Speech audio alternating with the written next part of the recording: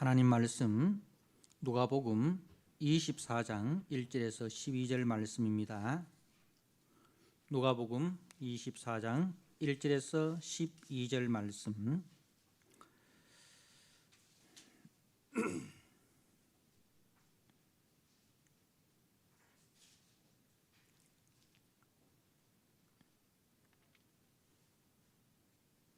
안식 후 첫날 새벽에 이 여자들이 그 준비한 향품을 가지고 무덤에 가서 돌이 무덤에서 굴려 옮겨진 것을 보고 들어가니 주 예수의 시체가 보이지 아니하더라.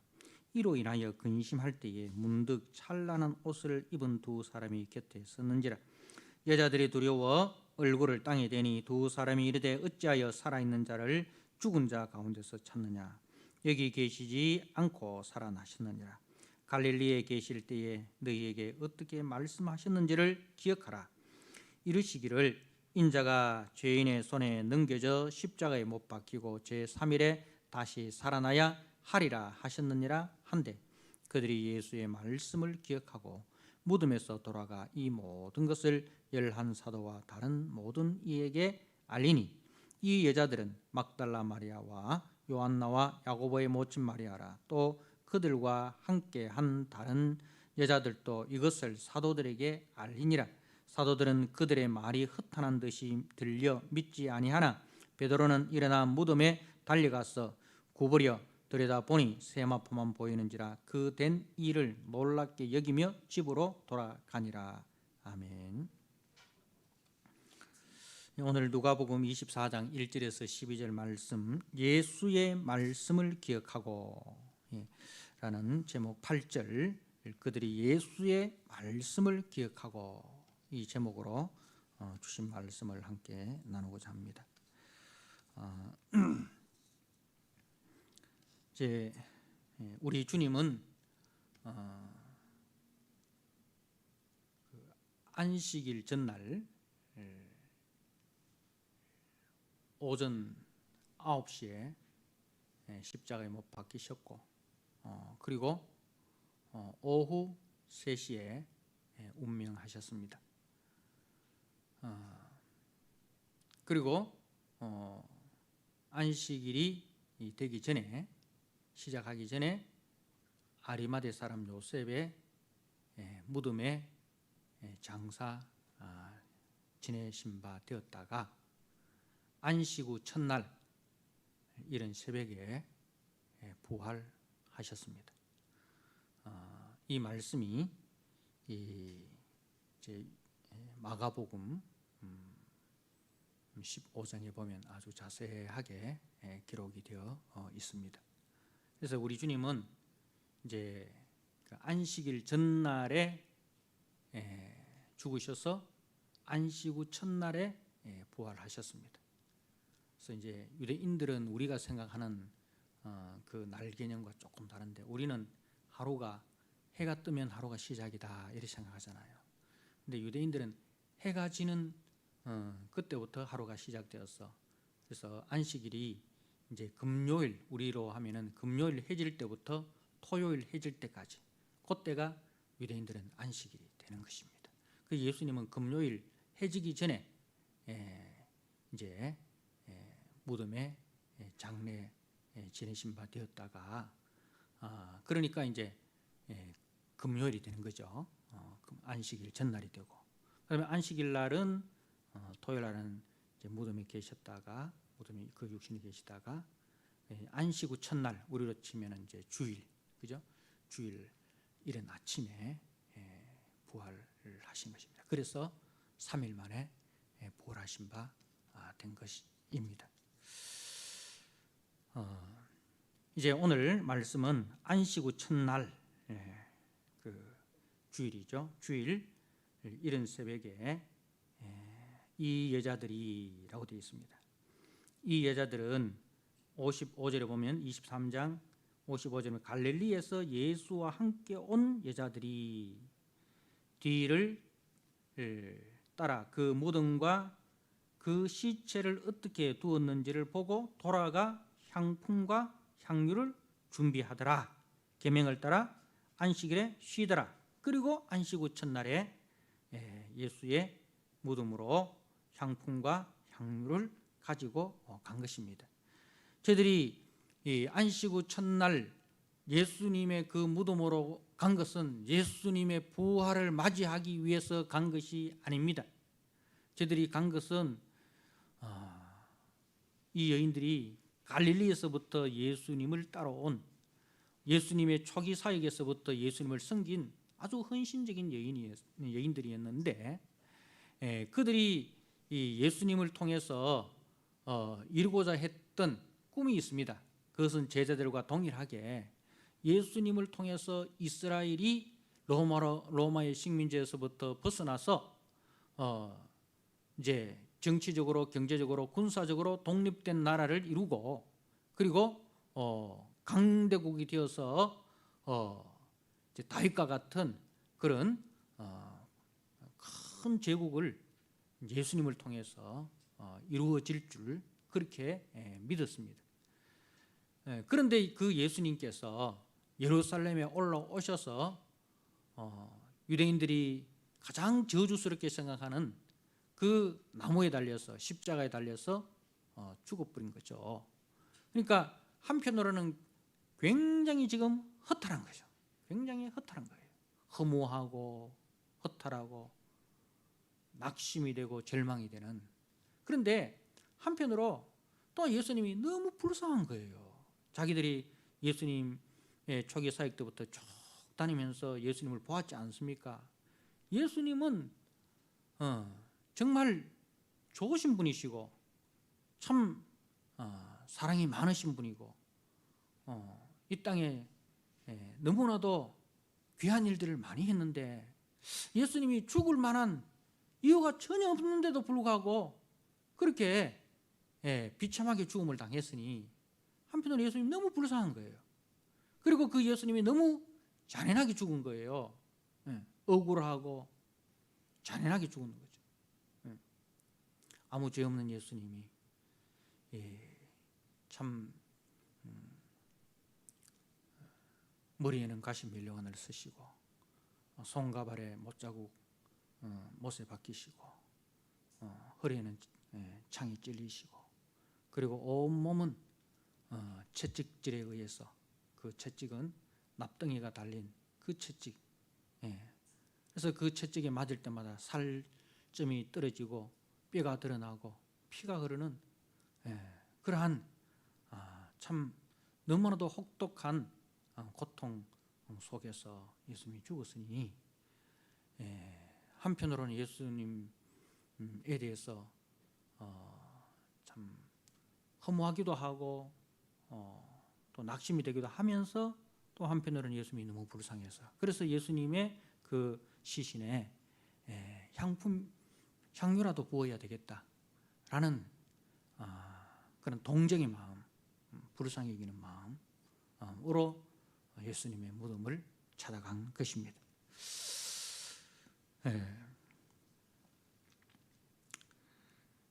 그런데 대책 없이 정말 온 것이죠. 무덤에 온 것이죠. 왜? 그 무덤은 이제 큰 돌로 그 입구를 막아 놓았습니다.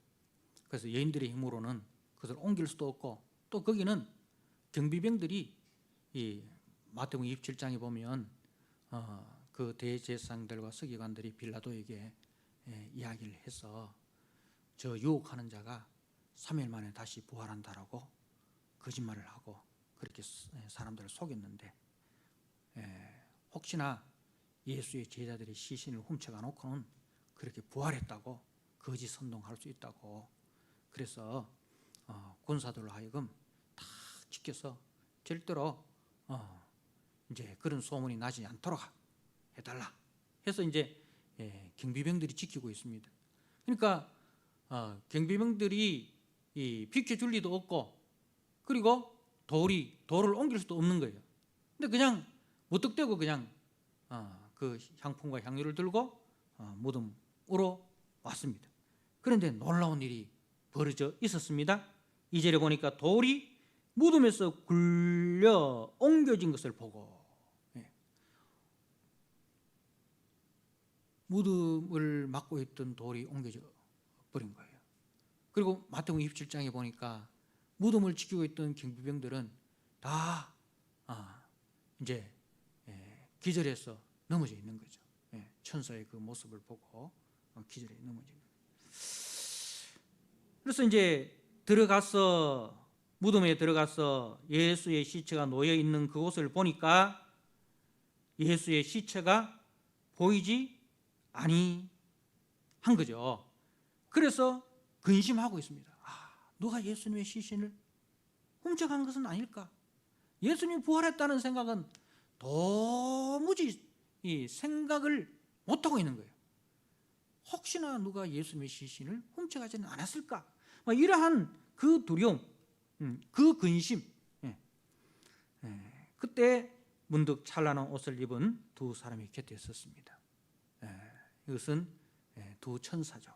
천사가 이제 그 곁에 서니까 여인들이 두려워서 얼굴을 땅에 댑니다. 그럴 때 이 두 천사가 말을 합니다. 어찌하여 살아있는 자를 죽은 자 가운데서 찾느냐? 너희들이 어찌해서 살아있는 자를 죽은 자 가운데서 찾느냐?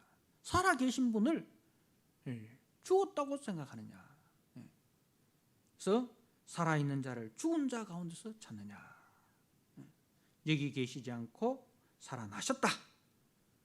자, 그러면서 이 천사들이 이 예수님의 부활을 선포하지 않습니까? 왜 살아있는 자를 죽은 자 가운데서 찾느냐? 여기 계시지 않고 살아나셨느니라. 예수의 부활을 선포합니다.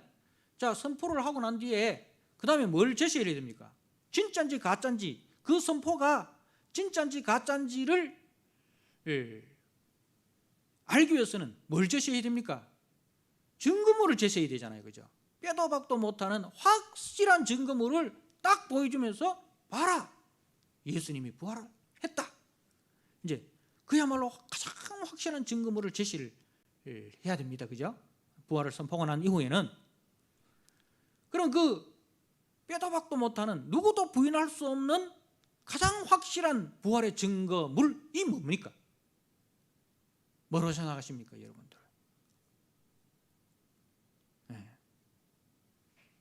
빈 무덤입니까? 아니면은 부활하신 예수님의 몸입니까?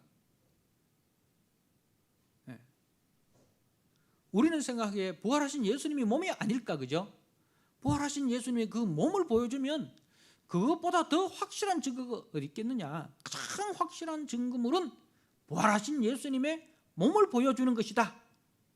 그렇게 우리는 생각을 하는데, 천사들은 가장 확실한 증거물로 무엇을 제시합니까? 6절 하반절에 갈릴리에 계실 때에 너희에게 어떻게 말씀하셨는지를 기억하라. 갈릴리에 계실 때에 너희에게 어떻게 말씀하셨는지를 기억하라.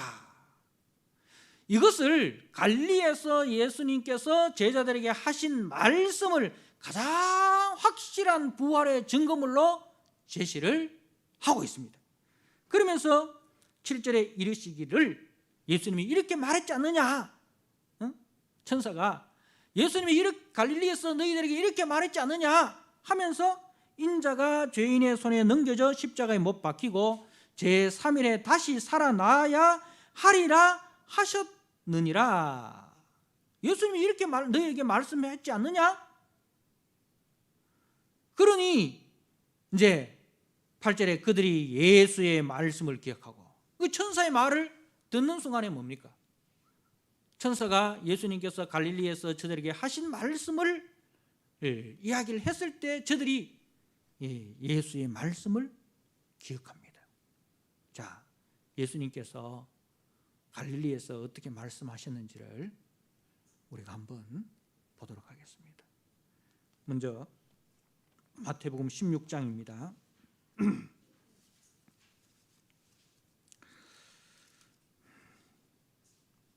마태복음 16장 말씀을 한번 보시기 바랍니다.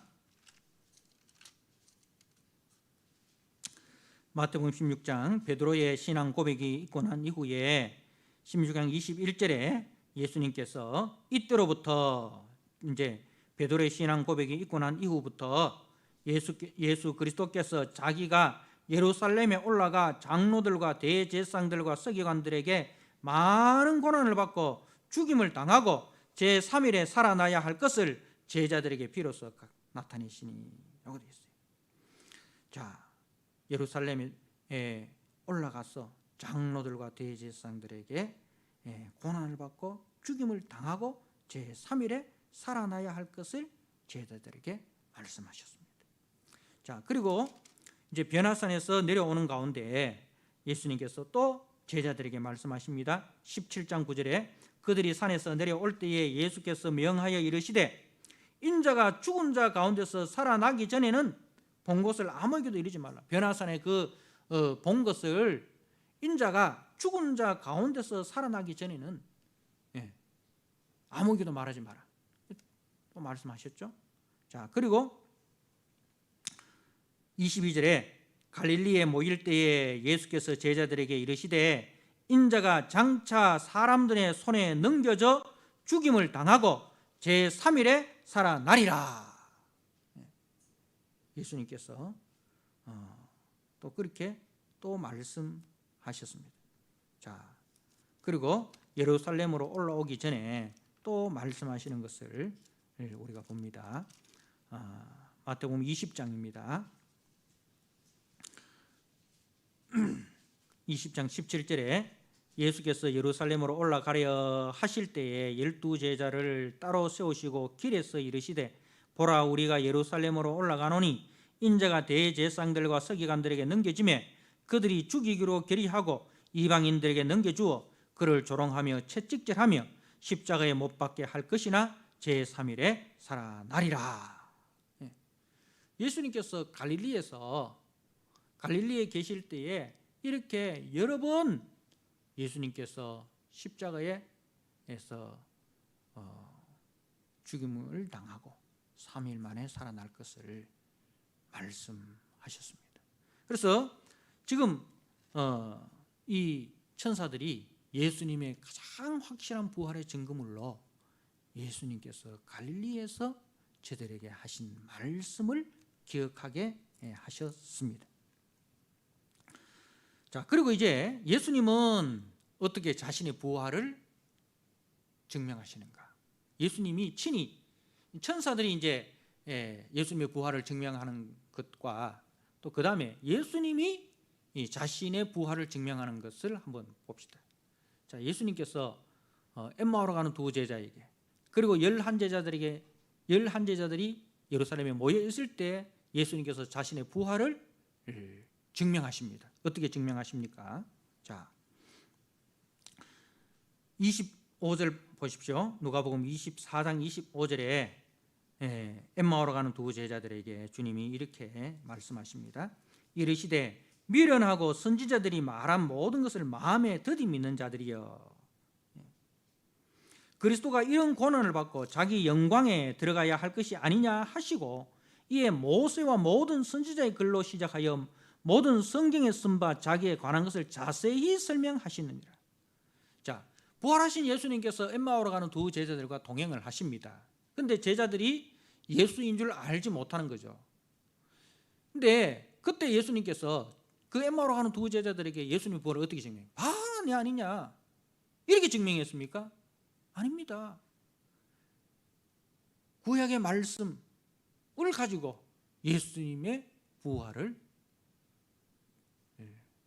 증거하시는 거죠. 자, 그리고 이제 11제자들이 모여 있습니다. 그때 예수님께서는 어떻게 하십니까? 44절에 또 이르시되 내가 너희와 함께 있을 때에 너희에게 말한 바 곧 모세의 율법과 선지자의 글과 시편에 나를 가리켜 기록된 모든 것이 이루어져야 하리라 한 말이 이것이니라 하시고 또 이에 그들의 마음을 열어 성경을 깨닫게 하시고 또 이르시되 이같이 그리스도가 고난을 받고 제3일에 죽은 자 가운데서 살아날 것과 이렇게 기록되었으니 이렇게 예수님은 기록된 하나님의 말씀을 가지고 예수님 자신의 부활을 엠마오로 가는 두 제자에게와 11제자에게 증거하셨습니다. 사랑하는 성도 여러분, 예수님의 부활의 가장 확실한 증거가 무엇입니까? 기록된 말씀이라는 거죠. 기록된 말씀. 그래서 예수의 말씀을 기억하라. 기억하라. 예수의 말씀을 기억하라. 이것이 가장 확실한 부활의 증거물이라는 것입니다. 말씀에 대한 믿음이 없는 사람은 절대로 주님을 믿을 수 없습니다. 말씀을 믿지 않는 사람은 절대로 예수님을 믿을 수 없습니다. 말씀에 근거한 신앙이 아닌 사람은 절대로 그 믿음이 끝까지 갈 수가 없습니다. 말씀에 뿌리 내리지 않는 믿음은 바람이 불고 창수가 나면 그 믿음이 흔들립니다. 어디에 집을 지었기 때문에? 모래 위에 집을 지었기 때문에. 말씀에 뿌리를 내린 신앙은 반석 위에 집을 세운 사람과 같습니다. 그래서 마태복음 13장에 보면 예수님께서 네 종류의 밭을 이야기하시잖아요. 길가밭과 돌밭과 가시밭. 이거는 모래 위에 지은 집이라. 이거는 말씀 위에 뿌리를 내린 신앙이 아니에요. 말씀 위에 뿌리를 내린 신앙이 아니에요. 이 신앙은 그 말씀에 보면 환난이 오고 핍박이 오니까 그 다음에 세상의 염려와 그리고 재리에 대한 유혹 이 올 때에 이 신앙은 흔들립니다. 더 자라지 못합니다. 그런데 좋은 밭에 뿌렸다는 것은 30배, 60배, 100배의 결실을 맺는데 왜 그렇습니까? 여기는 뭐 가뭄이 안 듭니까? 좋은 밭에는 가뭄이 안 들어요? 좋은 밭에는 여러분 뭐 바람이 안 붑니까? 태풍이 안 붑니까? 붑니다. 좋은 밭이나 뭐 그죠? 돌밭이나 길가밭이나 가시밭이나 똑같이 태풍이 불기도 하고 폭우가 내리기도 하고 똑같습니다.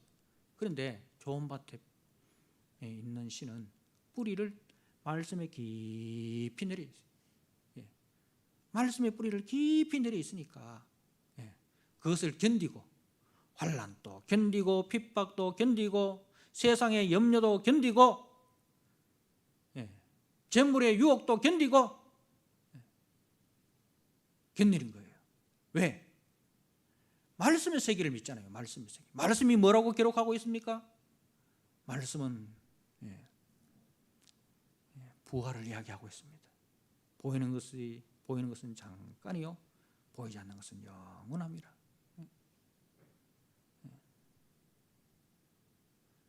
이 말씀의 뿌리를 내린 사람은 환난이 올 때에 유혹이 올 때에 그 말씀을 붙잡는 거예요. 말씀에 보니까 이렇게 기록되구나. 말씀에 보니까 예수 믿는다고 해서 다 잘 되는 게 아니구나. 예수를 믿더라도 때로는 환난도 오고 때로는 핍박도 오고 때로는 유혹도 오고 때로는 염려도 오고 그런데 그것은 다 지나가는 것이고 보이지 않는 세계가 보이는 세계로 나타나서 이 보이는 세계를 심판을 하는구나. 말씀에 뿌리를 내리는 사람은 아는 거예요. 그리고 그것을 견뎌내는 것입니다.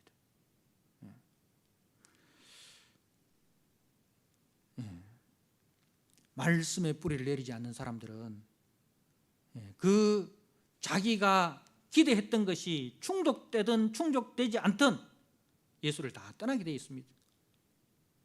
가룟 유다가 말씀의 뿌리를 내리지 않으니까, 자기가 목적했던 예수가 아니니까 예수를 팔아버리잖아요. 그죠?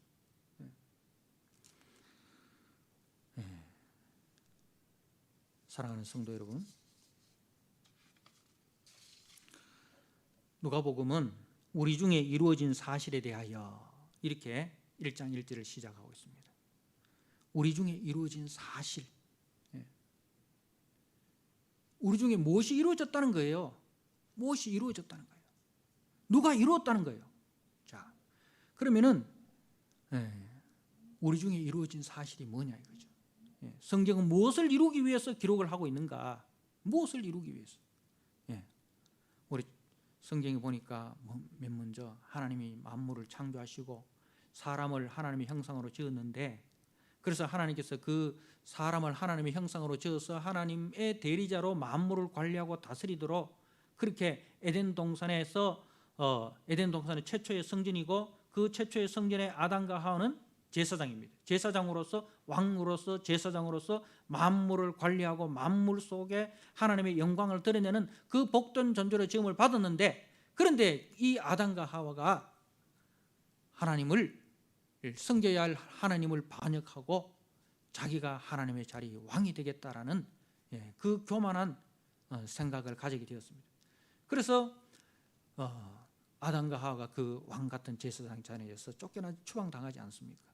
그런데 하나님은 어떻게 하십니까? 잃어버린 자기 백성을 반드시 찾으시겠다. 그게 뭡니까? 창세기 3장 15절에 여자의 후손을 통해서 뱀의 머리를 깨뜨리시고 사단이 사로잡고 있는 자기 백성을 반드시 구원하시겠다라는, 내가 하리라, 내가 하리라, 무엇을? 구원의 계획을, 내가 구원의 계획을 하고 그 구원의 계획을 반드시 이루리라, 내가 하리라, 이렇게 했어요. 자, 그리고 이제 주님이 일하십니다. 주님이 일하시는데 예수님께서 뭐라고 말씀하십니까? 아버지가 일하시니 나도 일한다 하시면서 그 일을 하시고, 마지막에 요한복음 19장 30절에 주님이 십자가에서 운명하시면서 뭐라고 말씀하십니까? 뭐라고 말씀하십니까? 다 이루었다, 다 이루었다. 예수님이 십자가에 운명하시면서 하신 말씀이 다 이루었다. 그러니까 이 십자가 사건은 하나님이 계획하신 그 구속의 계획을 성취하신 구속의 성취예요. 그 하나님의 계획하심 속에서 예수님이 죽으신 거예요.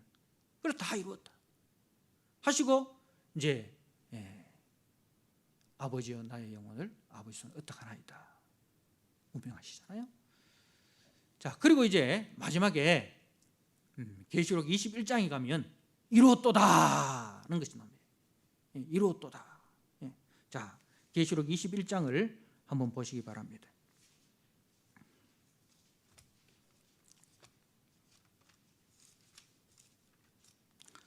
계시록 21장 1절입니다. 또 내가 새 하늘과 새 땅을 보니 처음 하늘과 처음 땅이 없어졌고 바다도 다시 있지 않더라.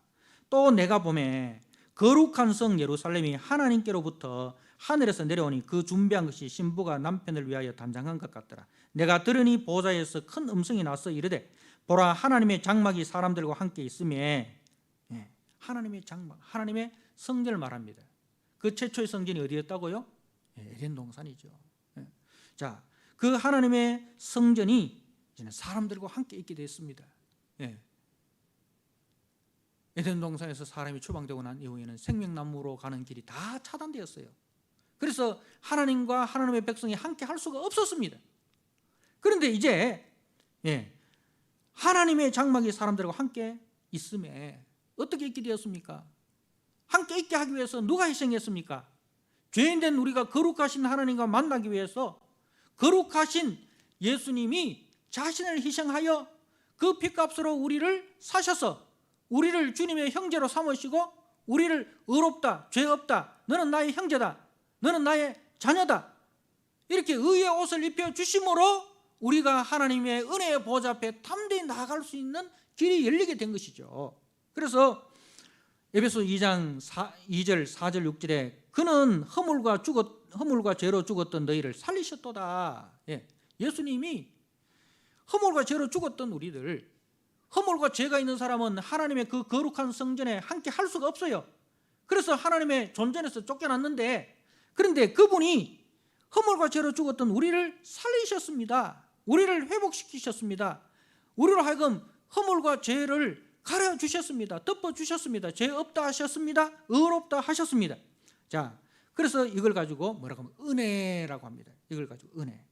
자, 긍휼이 풍성하신 하나님이 우리를 사랑하신 그 큰 사랑을 인하여, 그 큰 사랑이 뭐예요? 십자가 사랑이죠. 예수님의 그 큰 사랑을 인하여 허물로 죽은 우리를 그리스도와 함께 살리셨고 너희는 은혜로 구원을 받은 것이라.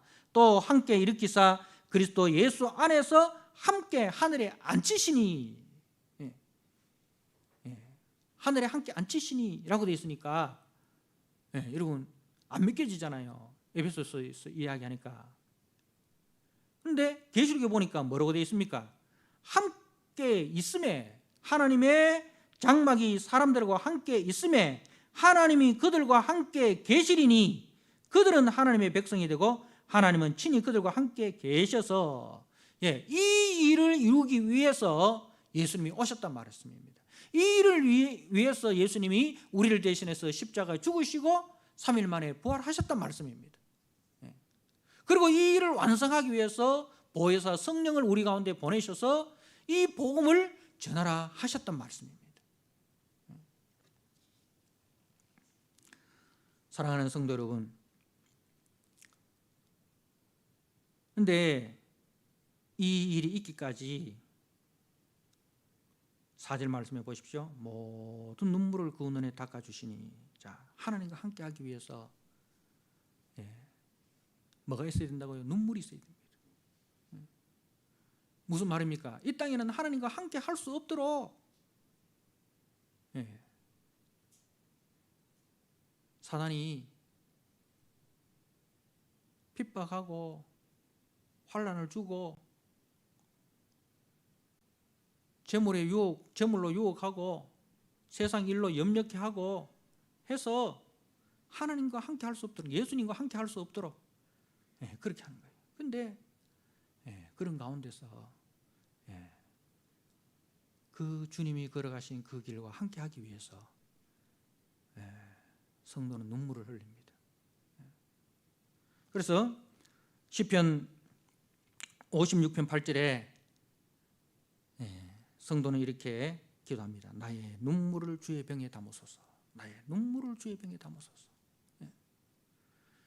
나의 눈물을 주의 병에 담으소서. 예. 여러분, 주님이 걸어가신 그 길 걸어가기 위해서, 주님과 함께 하기 위해서 흘린 눈물이 있습니까? 주님과 함께 하기 위해서, 예, 주님과 함께 하기 위해서 내가 손해보고 내가 양보하고 내가 아파하고 내가 눈물을 흘린 거 있습니까? 예. 예. 다윗은 하나님의 사람이라는 것 때문에 얼마나 많은 손해를 봅니까? 하나님의 사람이라는 것 때문에. 예. 하나님의 사람이란 이유 때문에 다윗이 사울로부터 그렇게, 예, 고생을 하지 않습니까? 그죠?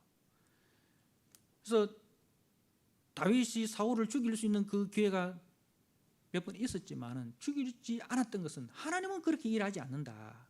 하나님은 이렇게 일하지 않는다. 하나님의 사람은 하나님이 일하는 방법대로 해야 된다.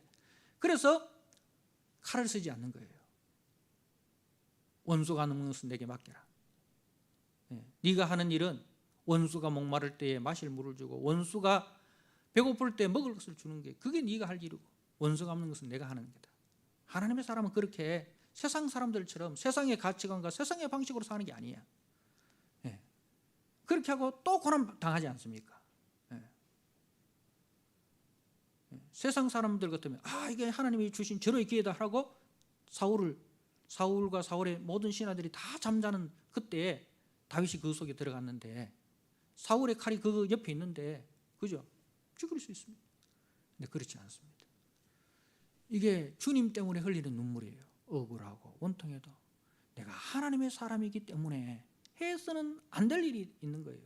하나님의 사람이기 때문에 해야 될 일이 있고 하나님의 사람이기 때문에 해서는 안 될 일이 있는 거예요. 그런데 그 안 될 일을 안 하기 위해서는 내가 손해봐야 됩니다.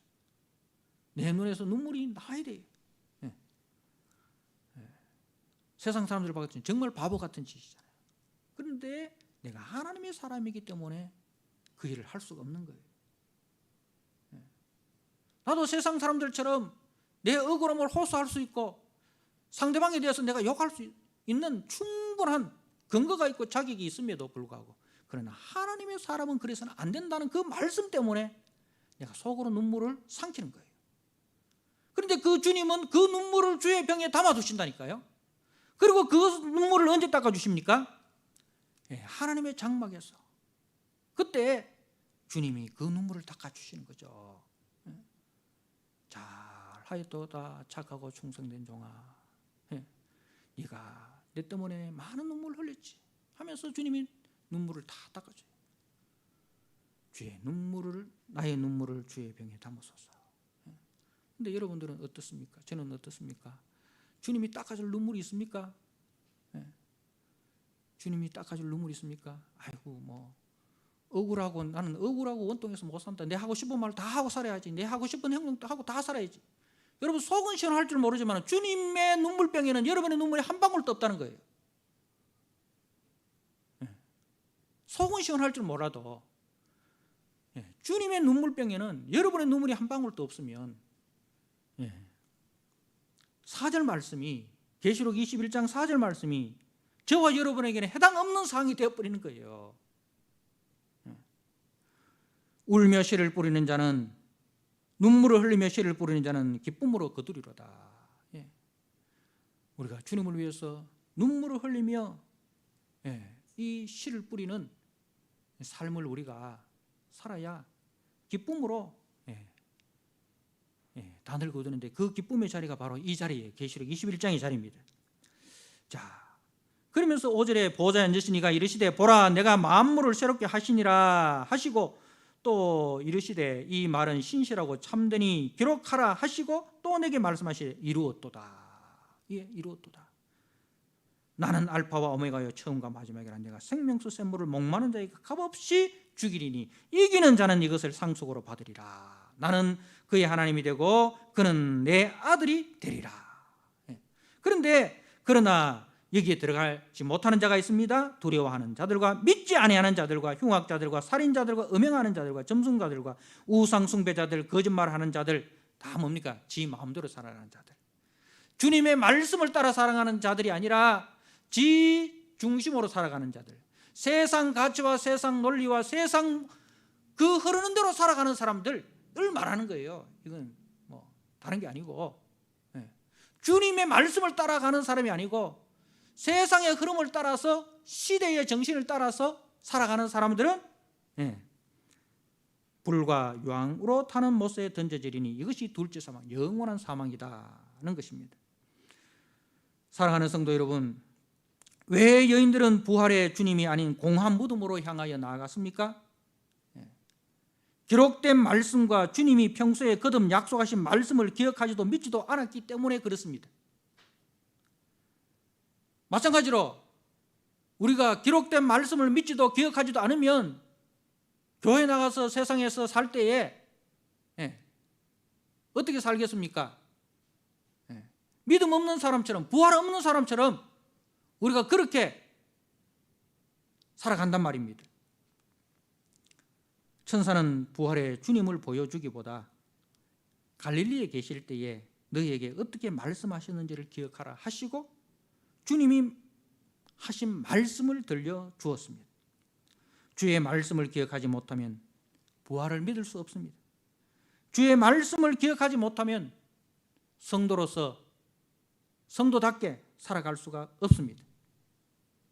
빈 무덤보다, 부활하신 예수님을 보는 것보다 더 확실한 증거는 기록된 말씀입니다.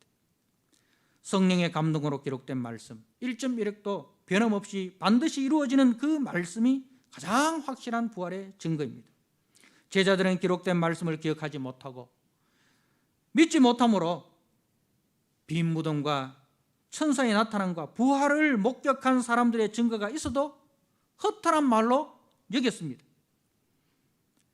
예수님의 말씀보다 죽은 자는 다시 살아날 수 없다라는 그 세상의 상식을 믿는 자는 결코 부활을 보지 못합니다.